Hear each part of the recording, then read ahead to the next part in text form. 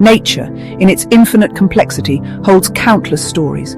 But some of these grand narratives, epic in scale and profound in their implications, are sometimes lost to time, fading like whispers in the wind. Surviving only in faded photos, brittle documents, and the echoes of memories passed down through generations. These fragments offer glimpses into worlds that once were, realities that shaped our present, and old journals filled with the hopes, fears, and observations of those who lived through them. These are the keys to unlocking forgotten chapters of our planet's history. Among these is the tale, a cautionary saga etched in the annals of natural history. The story of the Rocky Mountain locust, a creature that once dominated the skies and landscapes of North America. A creature no living person has seen, a ghost of the plains, vanished from the face of the earth. Yet once the architect, the driving force behind a phenomenon of unimaginable scale. The architect of the largest animal swarm in recorded human history, a living, breathing cloud that darkened the skies.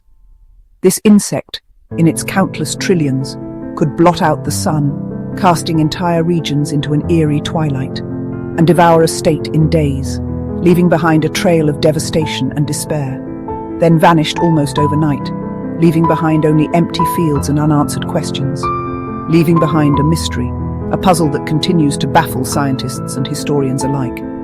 A mystery that has haunted scientists for over a century, a riddle wrapped in an enigma of ecological proportions. Imagine an animal so numerous, its numbers so vast, they defy human comprehension. It could cover California, an area of immense size, stretching across hundreds of miles. This was the reality, the stark and terrifying truth. For 19 century settlers of the American West, who faced hardship and uncertainty on a daily basis. They called it a grasshopper, a simple, unassuming name, but it was a living plague, a biblical scourge unleashed upon the land. A force of nature, raw and untamed, beyond the control of any human intervention, that could destroy everything in its path, leaving behind famine, poverty, and despair. The Rocky Mountain locust story, a tale of boom and bust, of life and death on a grand scale, is one of unimaginable abundance, a testament to the power of nature to create and sustain life in staggering quantities, followed by a sudden, total disappearance, a vanishing act that defies explanation. How could trillions vanish, leaving no trace, no sign of their former existence, leaving not a single survivor? A question that haunts the dreams of entomologists and ecologists to this day. This is more than a story of a pest. It's a parable of ecological hubris and the limits of human understanding. It's a lesson in the fragility of life, the interconnectedness of ecosystems, and the delicate balance that sustains our planet. And the unpredictable power of nature, a force that can both create and destroy with equal ease. Extinction, as this locust shows, is not always a slow and gradual process. It can be swift, silent, and final, a stark reminder of our own vulnerability. Our journey begins, not in the present, but in the distant past, in the memories of a vanished era, a time when the American West was still a land of boundless opportunity and untamed wilderness. On the vast wild plains, stretching as far as the eye can see, where the Rocky Mountain locust once reigned supreme. Of the American frontier, a landscape both beautiful and unforgiving, where the fate of humanity and nature were intertwined. The year is 1875, a time of great expansion and untold opportunity in the American West. The nation, still healing from the Civil War, looks westward with a renewed sense of hope and ambition. The American West is a land of promise, a vast and untamed territory stretching as far as the eye can see. It's drawing settlers from all corners of the globe, all with dreams of new beginnings and a chance to build a better life. They come seeking land, freedom, and a future for their families. The Great Plains stretch endlessly, an ocean of grass under an immense sky. This seemingly barren landscape is actually teeming with potential, offering rich soil and the hope of prosperity to those willing to work it. The land promises abundance, a chance to reap what you sow. But this land is also harsh, a formidable challenge to even the most determined souls. It brings scorching summers that bake the earth, brutal winters that freeze the bones, and unpredictable storms that can sweep across the plains with devastating force. Nature reigns supreme here, and its power is undeniable. These extreme conditions test the resilience of every pioneer, pushing them to their limits and demanding unwavering strength.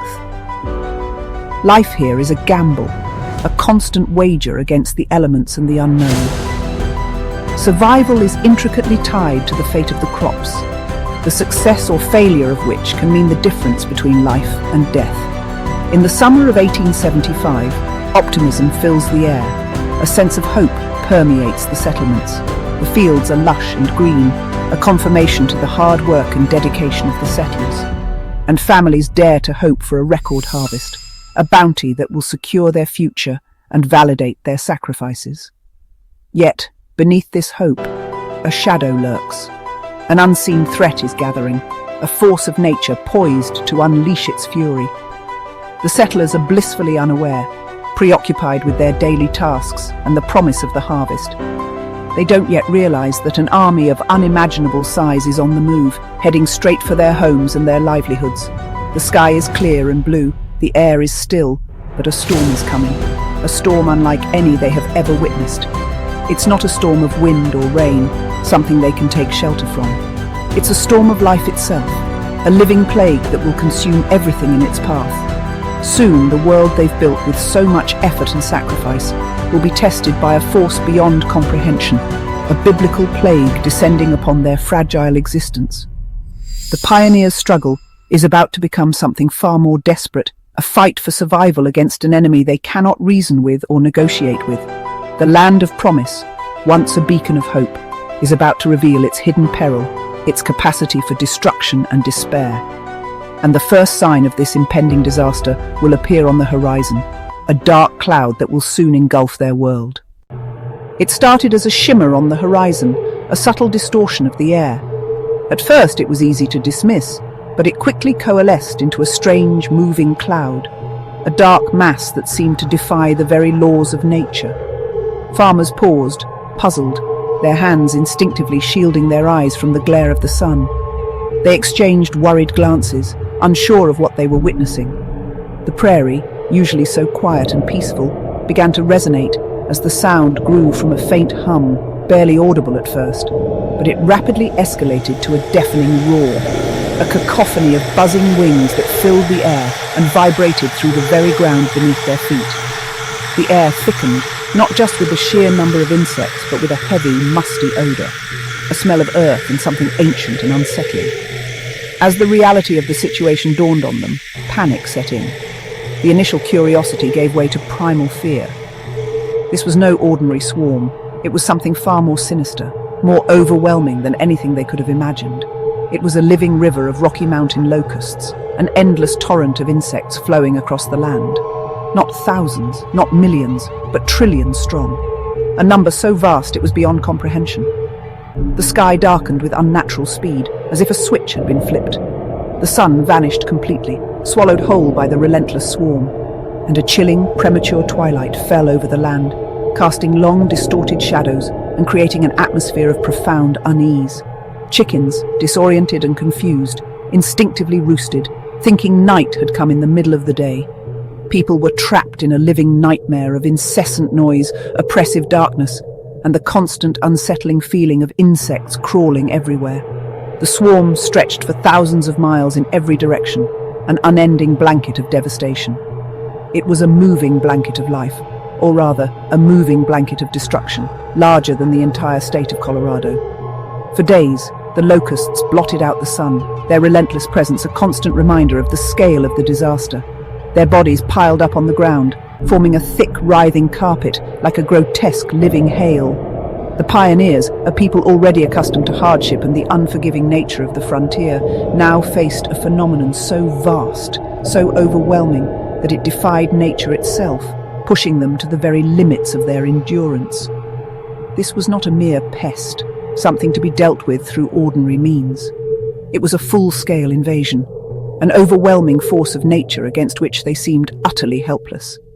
The ground, every inch of it, the air they breathed, and the very sky above belonged entirely to the locusts, their dominion absolute and unchallenged. The Great Plague, a biblical catastrophe brought to life, had begun, and its consequences would be devastating. Nothing would ever be the same. The world, and their place in it, had been irrevocably altered. When the swarm landed, it was a crash. Locusts covered every surface, a crawling, clicking carpet inches deep. The world vanished beneath a moving mass of insects, their weight snapping tree branches and their hunger driving them to devour everything. The roar of wings gave way to the relentless crunch of mandibles. Locusts invaded homes, slipped through cracks and covered anyone who dared step outside.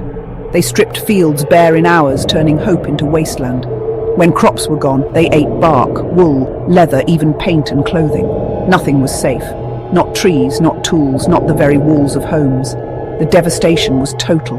The locusts consumed not just food, but the settlers' lives and dreams. The world was being digested by a living storm. For the pioneers, it was a nightmare made real. Their connection to the land was being eaten away. Survival itself was in question. The locust plague brought instant ruin, fields destroyed, families left with nothing. An entire year's work vanished in days, leaving only mud and stubble. The devastation stretched across the heartland, with billions in today's dollars lost. But the true cost was deeper: shattered spirits, abandoned dreams, and families forced to flee. Locusts ate everything: crops, vegetables, fruit, even bark and wool. Water turned foul with their bodies, and railways clogged with crushed insects. Isolated and helpless settlers faced a disaster that felt apocalyptic. Many saw it as divine punishment, the end of their world. The Great Devouring was more than a disaster, it was a lesson in vulnerability. Nature's power had never felt so absolute. The settlers fought back with everything they had: blankets, fires, noise, and even homemade machines called hopperdozers. But against trillions, their efforts were futile. Some dug trenches, others burned eggs, but the locusts kept coming. After the swarms left, a new threat emerged: millions of eggs buried in the soil, promising another wave. States offered bounties for eggs, and communities worked tirelessly to destroy them. It was a grim, exhausting war against the air, the ground, and the future. The settlers' resilience was tested to its limit. They fought in hope, but the enemy seemed endless. As winter came, all they could do was wait and pray. Would their efforts be enough to stop the next invasion? Spring brought dread. Billions of nymphs hatched, devouring new growth. The nightmare seemed endless, but then, unexpectedly, the swarms began to shrink. Each year, the locusts returned in smaller numbers. By the 1880s, the Great Plagues were fading into memory. The settlers believed their efforts had worked, they had survived nature's greatest monster. But then, silence. The last major swarm was seen in 1881. By 1902, the species was gone. The Rocky Mountain locust, once trillions strong, vanished without a trace. No one noticed at first, people were just relieved. Only later did scientists realize the magnitude of the loss. The most abundant animal on the continent had disappeared. The question remained, how could such a creature simply vanish? The mystery of the locusts' disappearance had only just begun. For years, people assumed the locusts had retreated to hidden breeding grounds in the Rockies. Expeditions found nothing: no swarms, no eggs, no survivors. Eventually, scientists accepted the truth: the Rocky Mountain locust was truly extinct. The leading theory points to a hidden vulnerability: specific breeding grounds in fertile mountain valleys. As settlers plowed, grazed, and diverted rivers, they unknowingly destroyed these habitats. The locust's Achilles heel was exposed, and the species collapsed. Other theories exist: disease, climate, but habitat loss remains the most likely cause. Ironically, the final blow was accidental, not a victory in battle. The greatest enemy of the plains was vanquished by the quiet work of plows and cattle. The disappearance remains one of nature's most profound mysteries. The Rocky Mountain locust story is a haunting reminder of nature's power and fragility. Its extinction challenges our assumptions about abundance and security. Even the most dominant species can vanish if a single link in their life cycle is broken. Today, the Great Plains are peaceful, but the memory of the living storm lingers.